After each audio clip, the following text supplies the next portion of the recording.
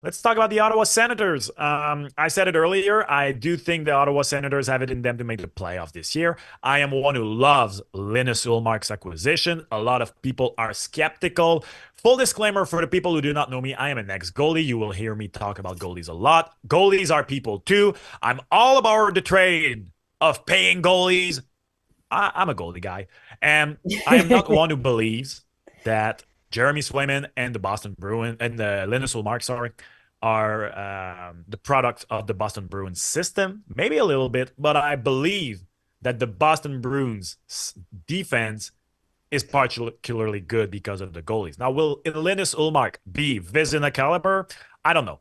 Like the Ottawa Senators has been defense has been a mess, but they went from having the worst goaltending in the year last year to him. I think this will be great. And if for the Leafs, the big question was, is this finally the year they win more than one series? For the Senators, it's very simple too. Is it finally the year that the playoff draft ends? Because when I had not realized this, but the three teams with the highest, the longest active playoff draft, sorry, in the league are all in the Atlantic: Buffalo, Detroit, and Ottawa. So Buffalo at 13 season and counting, Detroit at 8, and Ottawa at 7.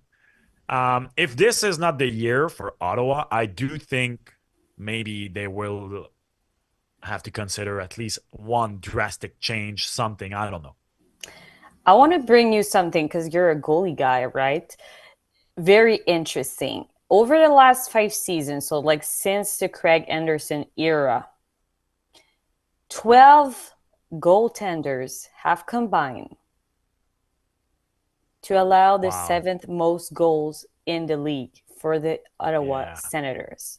So can they acquire legitimate goalie in Linus Ullmark? I feel like, as you said, he can perform outside of Boston. But like for the Senators, I feel like we thought it would be like, is this the year for the Senators? I thought it would be like the case for like the past three straight season.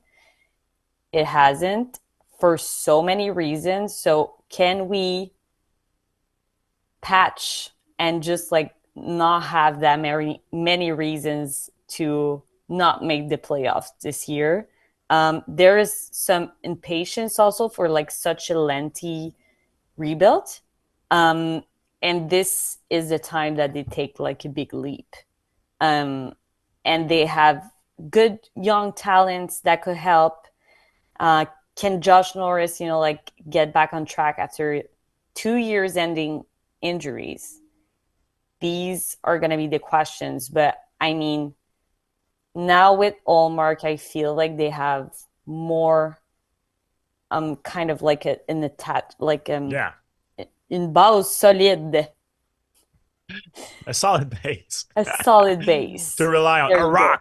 A Yeah, rock to a rock rely to on. rely You on. know, I Oh, don't have the that's stat good.